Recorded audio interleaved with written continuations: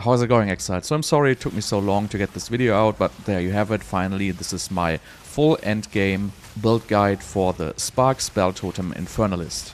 This build absolutely melts bosses, has a very good amount of survivability due to our high mana pool and high mana regeneration, and it's actually relatively easy and cheap to make. So unless you're living under a rock, you probably know, if you're playing spell totems, that with the new Ancestral Bond we can essentially summon spell totems for spirit reservation. So in this build we basically just use a scepter to have a high amount of spirit to summon, in my case, 4 spell totems, which is way more than enough. If you really want to get crazy, you can get up to 6 spell totems, but I would highly not recommend over-investing into those. And on top of that, we use Baidan's Hand, Will and Gaze to get ourselves to 25% life, so we can naturally use low life tech, like Grinning Immolation and Pain Attunement for a huge amount of critical strike bonus damage. We can also use Final Barrage for a nice 20% increased cast speed. And we can use the Execute 3 support gem, which is one of the strongest damage multipliers in the game. And finally, since we are a mana stacking build, we use Eldritch Battery to convert all of our energy shield to mana. And then we abuse Archmage, since Archmage gives our spells a very high cost. But our totems essentially don't have any spell cost, they got the full benefit from our Archmage, while we don't get the downside from it pretty much at all. And there you have it, that's the quick rundown of the build. So as always, like and subscribe, it really helps the algorithm and helps me make more content like this more frequently. In this guide I always have the Mobalytics planner in the description down below, we have the PoE. And you have links to all the sections of this guide. We also have a crit high investment version and a non-crit low investment version here, which pretty much just differ in the passive tree. And then we have the character sheet, the skill gems, and everything else.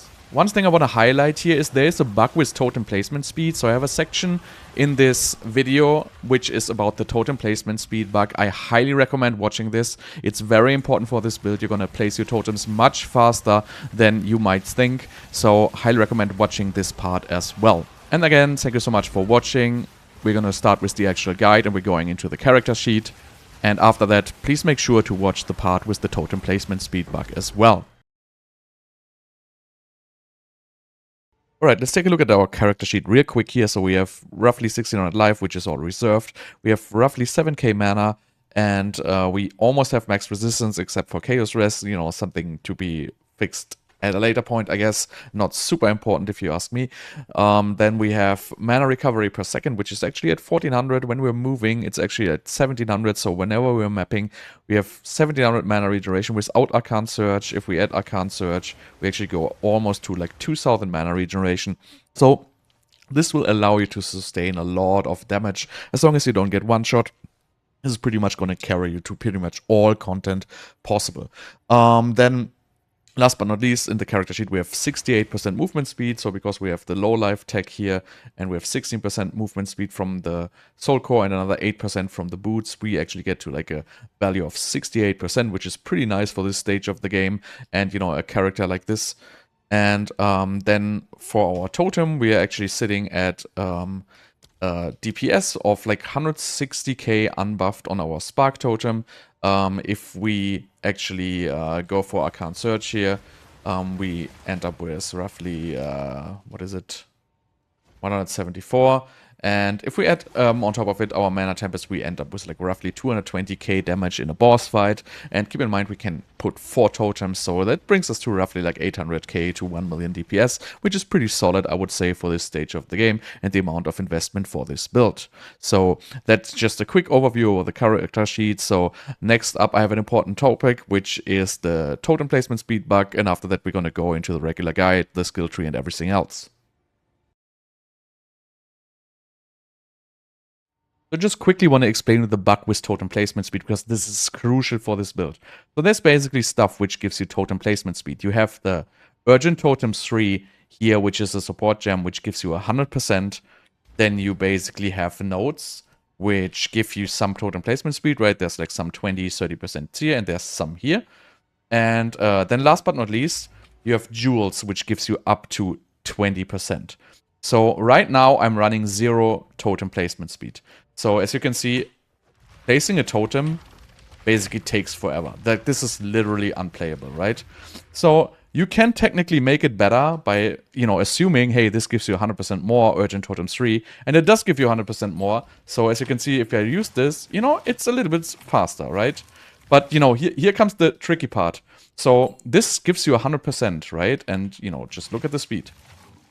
And now if we take this out again, and we just use 3 of these jewels, I assume, you know, I don't know what it is, but we use 3 of these, right?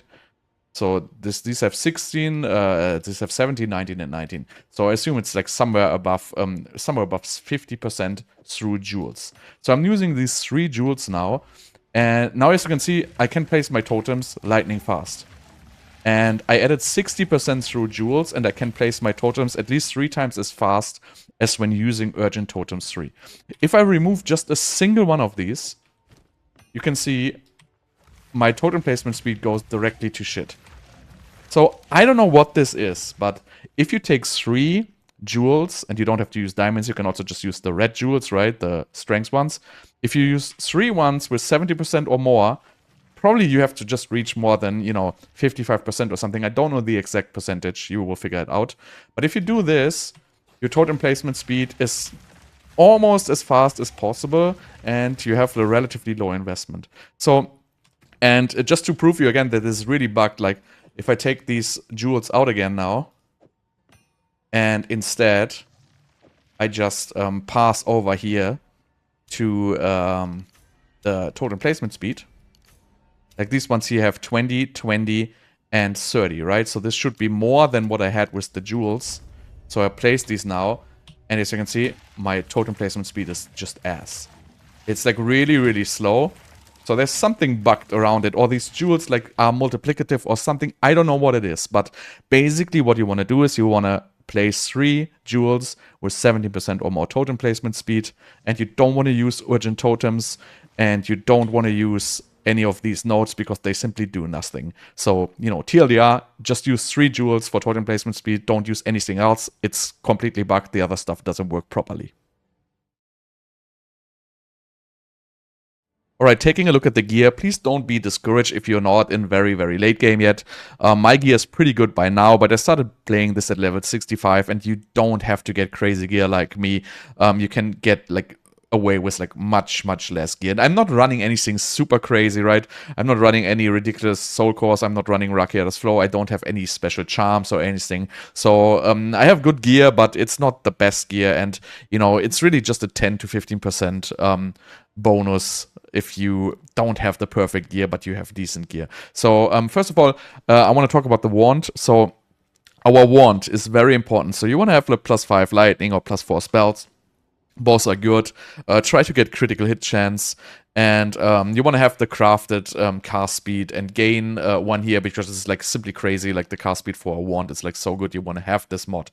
And then for the prefixes, basically you want to go for, you want to have a high maximum mana roll, and you want to have lightning damage, spell damage, or elemental damage. The best is spell damage and elemental damage. What you don't want to have is gain these, right? You don't want to have gain 30% as lightning, 30% as cold. These are very bad for this build. So it's just because it is an Archmage build, right? So what Archmage does, it gives you 4% gain as extra lightning per 100 mana. Since we have like 7,000 mana, that's what, like 280% gain is lightning, right? So let's say we have 280% gain with lightning, and you have another 30% on your wand. So we go from 280 to 310. That's like, you know, a 10% damage increase or something like that. And the way it works, basically, you know, the gain is lightning damage, then gets multiplied with your increased lightning damage, spell damage, elemental damage, and then gets multiplied with your crit. So that's basically like these 3 buckets, and you want to have them roughly at the same size. Like you want to have a good, you know, a balance between them. And if you would have gain in the prefix here, you would do significantly less damage than just with, you know, spell damage, lightning damage, or elemental damage. So really try to aim for like high spell damage, high lightning damage, or high elemental damage. 2 of those rolls will make a very good wand for your build. Then obviously we socket the +1 towards skill gems. The, you know, Rune of Wisdom, they are pretty cheap this league. And that's for the wand. So then your next important item is the scepter. So again, this is a crazy good one. You don't need a crazy good one, right? This one I crafted myself. just aim for one which has like 170 plus spirit and try to get a high level discipline. 17 is not very good. If you can get 18 or 19, it's much better because discipline actually gives you flat mana, which is very nice. Try to, aim for high mana roll in the prefix. Tier 1 is nice, but, it doesn't have to be. And try to get like a mana regeneration roll. And usually you can slam on this, increased effect of socketed augment items. That's like an alloy. And you just basically slam it in the suffix because the suffixes are not really important for us at all. So you can get something like this is completely fine. Obviously, it would be nice to have intelligence here, but this is like good enough. And with this, you get a little bit more spirit out of your rune here. So, try to get like one with 170 spirit, 160, 170. Throw the rune in, and you're going to be absolutely fine. Then for the helmet, so this is like kind of, a combination between helmet, chest piece, and your belt. And your amulet maybe, right? These are the combinations which give you spirit, and they give you damage taken from mana before life. It's like kind of a combination of these items. You can get mana before life on rings, but it's a crafted mod, and you want to have the increased crafted mana, increased maximum mana craft, so it's not really an option. So what you can do is basically you can get damage before mana before life on your chest piece. You can get it on your belt. And this is like the most efficient slots where to get it. What you can get is you can get a different type of armor. What it's called, the feathered raiment here, right? You can get these with, an implicit of up to 10%. These are relatively expensive, but if you don't want to have crazy high energy shield, you can easily get like a 27-ish percent damage before mana in this slot. And then your spirit is kind of a balance. I try to not use spirit on my body armor to get more energy shield. But you can also obviously get spirit on a body armor, like this one here is my old one, for example. It's pretty much the same than this one. It just has like, 250 less energy shield, but it has spirit in the prefix. So you kind of, want to balance it out with your spirit so you can put your totems. But yeah, and then there is one more to say about this. If you are on a budget, you can always run Cloak of Defiance, right? This is not even bad. It gives you nice mana regeneration. It feels good. It gives you mana. So from the energy shield point of view, it's not even bad, right? It's probably in the same defensive range than this one here. Obviously, it doesn't have spirit and it doesn't have resistances, but still, this is a very good budget option. You get 50% damage taken from mana before life, plus 15% from the rune, so you're already covered for 65. It's very easy to fill up the rest. So this is a very great budget option. It doesn't really hurt you at all. You can absolutely run this build. If you don't want to go for like these expensive gear pieces, you can just always run Cloak of Defiance. You will absolutely have a great time. So no really expensive gear required. But if you want, it is basically a balance between, how much damage of mana before life you can want to get on your chest piece, right? If you get the feathered raiment one, you can get up to like, 30%. Let's just make it 27 or whatever. Then you have the 15% from your belt, up to 15%, right? And that's the only thing I have on my gear here directly. And the rune, obviously, the 15. And then, the rest comes from your skill tree. So basically what I do is I get it with jewels, and I have like this 8% here. And the rest is just jewels, and I have no further investment. I will show you a little bit later how that works. But that's also like a very high-end, high-investment strategy. If you don't want to go for a high-end, high-investment strategy, you can always just pick another, you can, for example, anoint Mental Perseverance for another 10%, which is an easy option, right? You can pick these two 4% ones on top of it. This one here we picked. And you can also do this passing here instead of this passing here, and pick these other two 4%ers.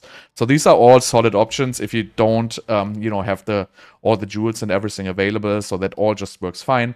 But I'm just talking about this. So this is like kind of the balance between those items. But yeah, then let's talk about the items. So for the helmet, you want to get as high energy shield as possible, and some resistances fix. If you don't need the highest energy shield, you can also get maximum mana, right? Both work, maximum mana and energy shield.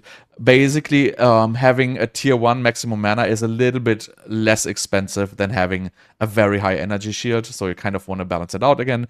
A nice stat is increased spirit reservation efficiency of skills. I use this, for example, so I don't have to pass over to efficient inscriptions, because getting this node is very expensive, like just from the passing, right? Even if you pass around here manually, it's like 5 or 6 nodes just to get here, and obviously you could anoint it, but I try to avoid it, so the increased spirit reservation on the helmet is definitely helpful stat. So this is a crazy good helmet because I have the, corrupted implicit for spirit, because I, choose not to have spirit on my amulet and not on my chest. But you don't have to get this. You can also like get a, helmet like this one, for example. This was my old one. It's pretty much, this is like couple of diffs. They are not really expensive at all, but if you want to get something like this is obviously expensive. For the chest piece, it's nice if you can get one with mana regeneration implicit. You can pick them up quite often. You want to have like 2 resistances and high energy shield, and again you want to have the damage taken from mana before life here, so you can get to 100%, and obviously you want to put the rune of the willpower in here for the, mana before life. Other than that, these are relatively easy to get. You can obviously get spirit on it. If it, fits you, then you will have a little bit less energy shield. You really just have to balance it out. For the belt, you have solid options. If you have good rings, you can play Ingenuity, which is a solid option, but you have to get the 15% mana before life elsewhere. Otherwise, these caster belts are not so expensive. You can actually get pretty nice rolls. Like this one here is, increased cast speed during any flask effect, spell damage during flask effect, and mana regeneration rate. And we're running the this La Vingera Spirits or whatever this thing is called. So this basically gives you a constant flask effect. So this is like up 100% of the time. So it's also a pretty nice combination here. For the gloves, this is really just, rarity, resistance, maximum mana, energy shield. Just really to fix stuff. For your boots, same story. Maximum mana tends to be a little bit cheaper than high energy shield in the prefix. Rarity, I have some resistances. And you want to have 60% increased effect of Socketed Soul Cores. And then I put the 2 runes in here, right? The Tekrod's Gaze here, which gives us 60% increased movement speed while on low life, and we're always on low life.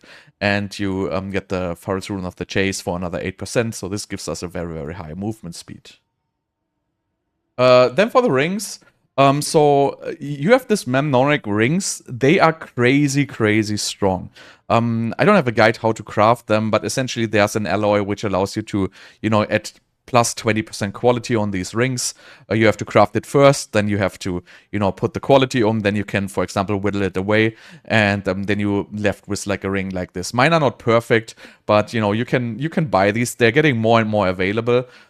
So try to really aim for like a high tier 1 mana roll, and the crafted mod from the essence here, the 6% increased maximum mana, and their implicit is also 8% maximum mana. So these give you like a 16% max mana. You want to have mana regeneration in this slot.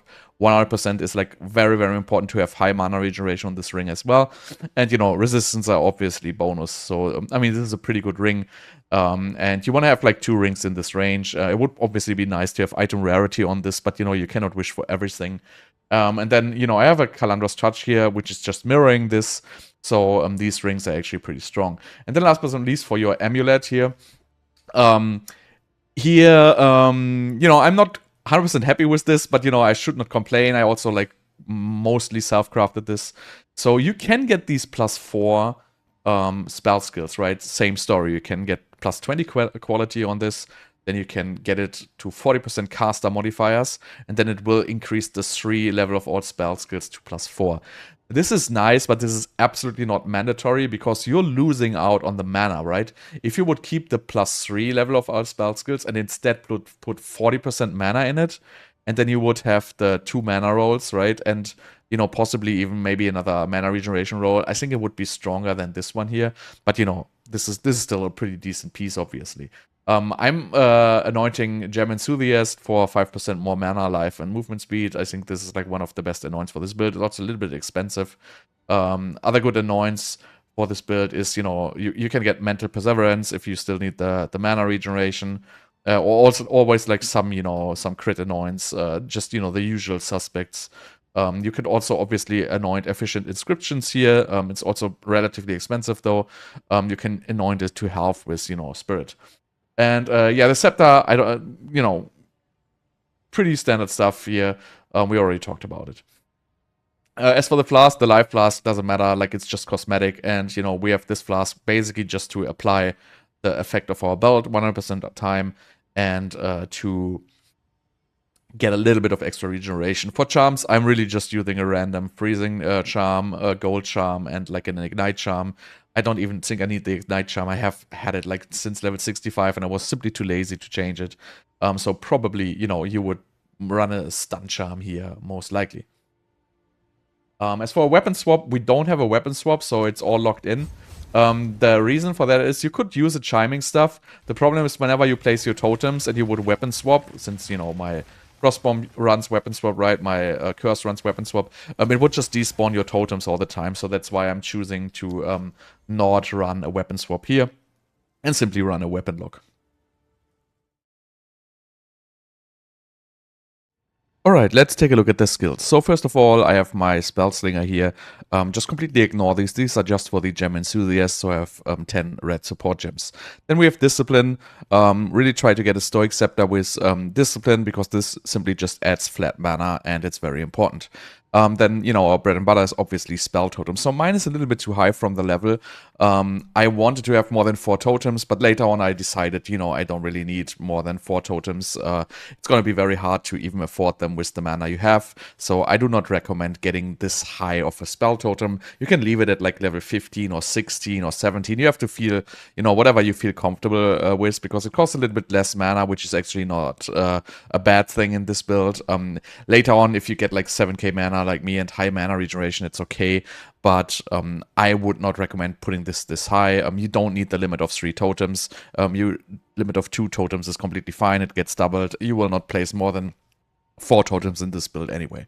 So for your Spark, try to get a level 21 Spark. If you don't want to overpay for this, really just, you know, create 2 socket Sparks, put them to 20% quality, and throw a Varlob on them. You need like roughly like 10 to 15 attempts to make this, so this is not very expensive. And the sockets do not matter in the spell token anyway. Then Projectile Acceleration 3 is probably the most important for Spark.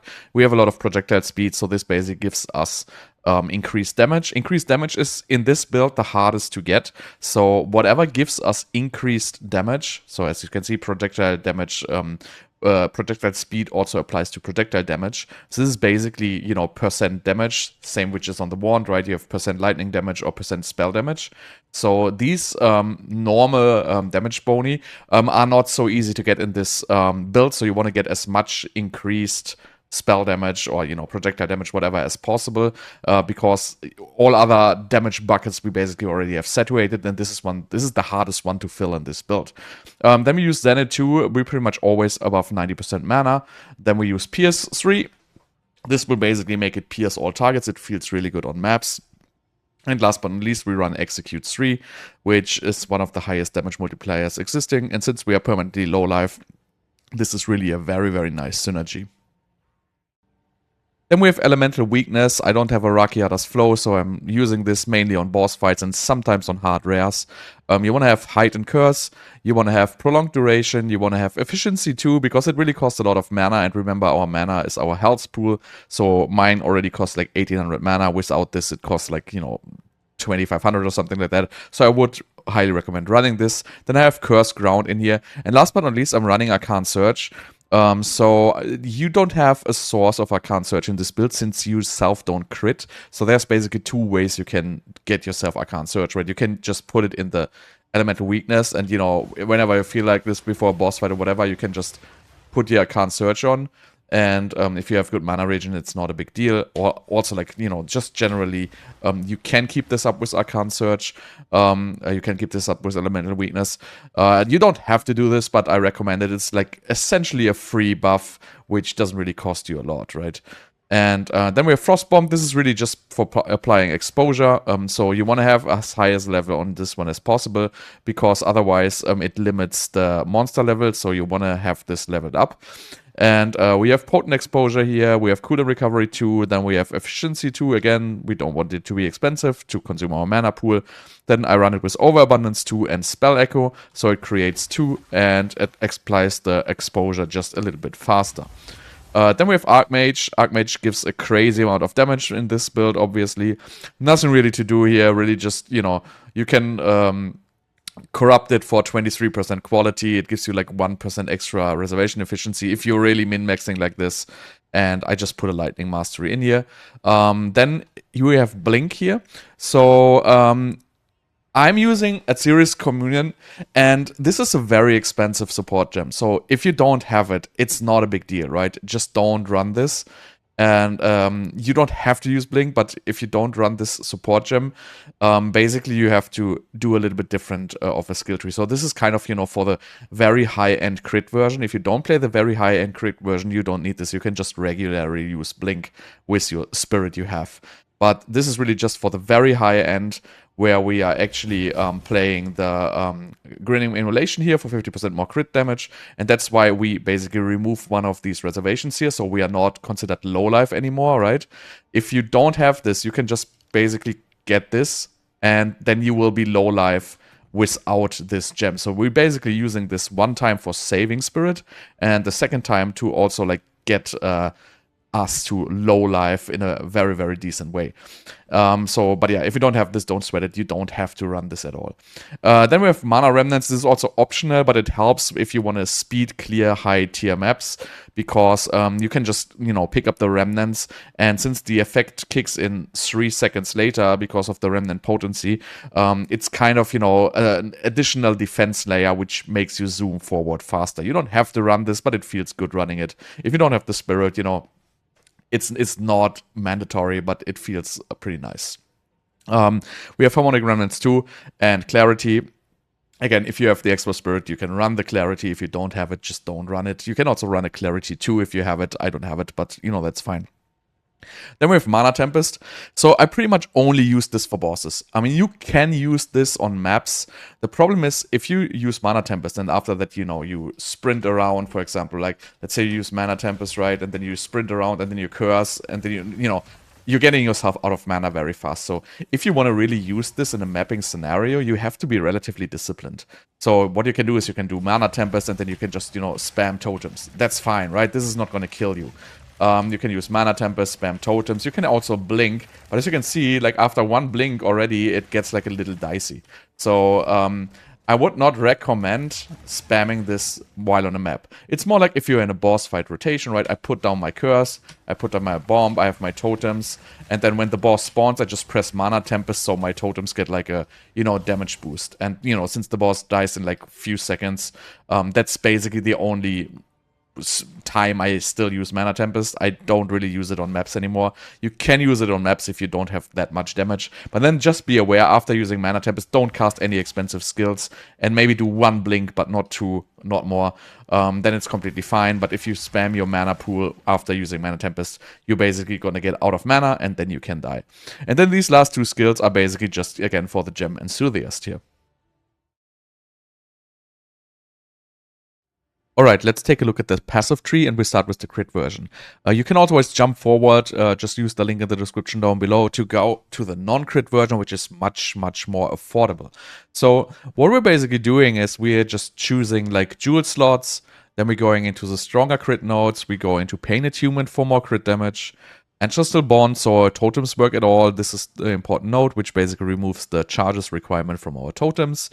Then we go into like these very good attack speed nodes, right? This is 20% cast speed on low life, and this is like another 16% cast speed. We don't care about the mana cost, so this is like pretty high cast speed nodes.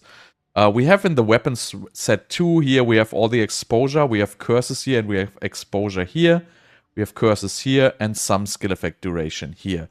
Besides that, we really just pass top here through the cast speeds, through the crit. We go all the way to the top here. We don't take anything here. We just get into all the, you know, increased maximum mana, spell damage per mana, you know, mana regeneration while moving. We pick Eldritch Battery, so our energy shield becomes mana, and we get more crit nodes here. We get the skill effect duration nodes here. This is kind of debatable to put them in the main weapon set. I still have them right now, because I like to have a little bit more skill effect duration. In general, it makes my buffs, my Arcane Surge last longer, and also the sparks, you know, re-hit targets more often. Then we get these spell damage and projectile speed nodes. Since projectile speed basically double dips, these are pretty strong nodes damage-wise. More crit here, some mana before life here, more crit here, and and then we pass all the way down here to the jewel slot, and then we get cooked. Cook is really strong for us because the downside we don't care at all. We neither have armor, evasion, or energy shield, and 60% crit bonus is just a very strong node alongside with, you know, you can pass here with some crit chance. So I feel like it's very good to pick this up. It also just takes one single traveling node. And then we have the good old controlled metamorphosis with the large radius here. So you want to be sure to get a large one. If you can afford these are fairly expensive still in the league. You don't have to get this, but it feels good to have this because this can give us, you know, for the Julia, we can get another 8% mana before life. We can get Spaghettification and we get Kite Runner. So this is like really, really strong nodes for our build. So if you don't have this, you know, you can also just make like a manual pass over here, for example, and you could take these nodes. So it's not like crazy strong, but it's a very, very nice thing to have here. And yeah, that's the tree is pretty straightforward. For our ascendancies, basically, we use the grinning emulation here, which gives us also 50% more crit bonus, which is actually crazy strong.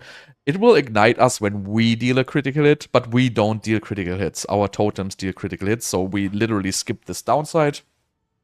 And then we have basically, you know, these two here, basically maximum mana per maximum life and spirit per maximum life.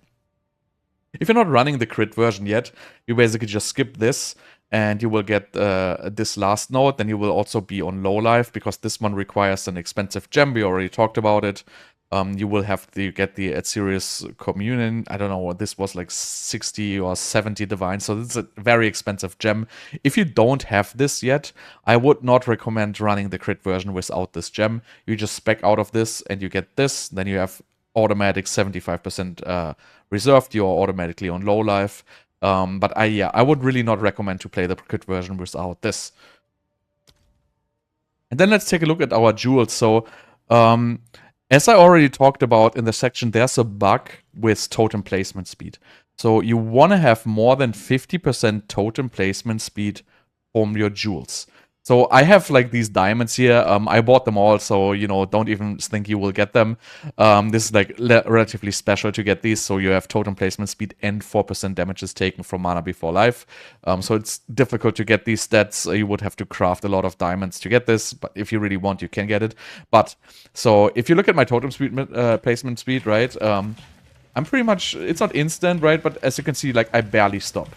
So now if I just remove one of these jewels with the totem placement speed, I have 3 of these total, right? So I have one, here's the second one, right, with totem placement speed, and I have a third one somewhere, here. So I have 3 of these, right? So if I just remove one of these, now look at my placement speed. So basically, I completely stop now, right? It's just because I have this one jewel. And you can check the description down below for the section where I specifically explain it. But basically how it works is you need to have 3 jewels. It's probably like somewhere around a 50%. I don't know the exact number. I have 3 above 17%. And then I get this effect. So it is just, I think it's a bug. Because, you know, if you get these totem placement speed, placement. So there's totem placement speed here. These don't work. I mean, maybe they work. I don't know what they do. But if you choose these, you're still going to stop. So basically, you have to get the jewels. If you don't take the jewels, if you take like these nodes or these nodes, you're still going to stop. Like it literally does nothing. And there's even a support gem gives you 100% more placement, total placement speed. And even that one doesn't work. So the only thing which works for me is these jewels. Like, you know, maybe you know what this kind of thing is about. Let me know in the comments down below. But basically just get 3 of these, right? So you don't have to get these with mana before life. You can also get the red ones. The red ones are super easy to get. You can get them with, you know, totem placement speed, for example, and totem damage and totem life, for example. They're pretty easy to get, but these one are a little bit tricky. Then besides that, I'm basically running all mana before life with, you know, crit chance, spell damage kind of jewels. I'm trying to get these. Let's find the other ones here. This one here also has mana regeneration, elemental damage, mana before life. Here's another one with crit, elemental damage, mana before life. And here's one more with crit, elemental damage, mana before life. So I'm basically running this on all my jewels. And then last but not least, I have a Heart of the Well. On this one, I have also crit. Damage is taken from mana before life. Lightning damage with hits to be lucky. This is a crazy strong mod, and I have mana regeneration while moving. It's also like feels very good to, you know, have that high mana regeneration while actually moving. And what you can do is also, if you're like not on a budget, you have a little bit of money, you can get for Wild Search Incarnation, you can get the From Nothing. It helps you to get this node, Mental Perseverance, which is a pretty strong node actually. You can get these duration nodes as well, and you can get some area of effect in the, you know, second weapon swap. So this is also like a pretty good option if you don't want to, you know, get out of your way to get your mana before life. But yeah, so this is all about the passive tree. And next up, I'm going to show you like the, you know, more cheaper passive tree version for the non-crit.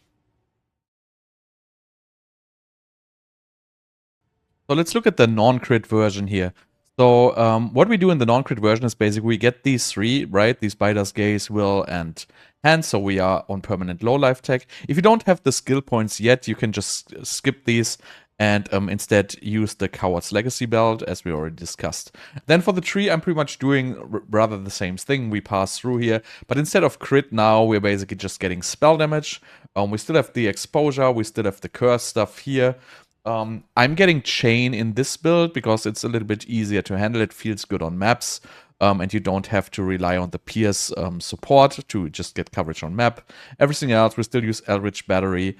There's probably a point missing here, if you can afford this one here. We get the skill effect duration, we get the lightning damage nodes over here, we get a little bit of penetration here as well. It helps on maps if you don't do the highest damage yet. Again, spell damage here. We're taking the efficient inscriptions here to help us our spirit. We get the, you know, mana before life, all the nodes we can get, right? These, and these. And on the left side, we also pass through here and get these mana before life nodes. And also we can anoint Mental Perseverance. So you have to decide for yourself how many of these nodes you need. But, you know, you can get obviously a little bit less and make it a little bit more efficient. I'm just showing you what is there and what is the option. Then we get still these low life cast speed nodes. We get the Ancestral Bond. We don't get the Pain Attunement yet. You can always get it. It gives you a little bit of extra damage, but here we rather focus for the, you know, elemental stuff. And, you know, if you have further skill points, you can also get into the Breaking Point here or the Storm Charge. They're both nice. And, you know, this is really just for picking up the jewel slots. And the jewels here, I basically just have the red ones with the totem placement speed because of the totem placement speed bug, right? So you need 3 red jewels with totem placement speed. And besides that, I basically just use mana before life nodes with, you know, spell damage and shock magnitude.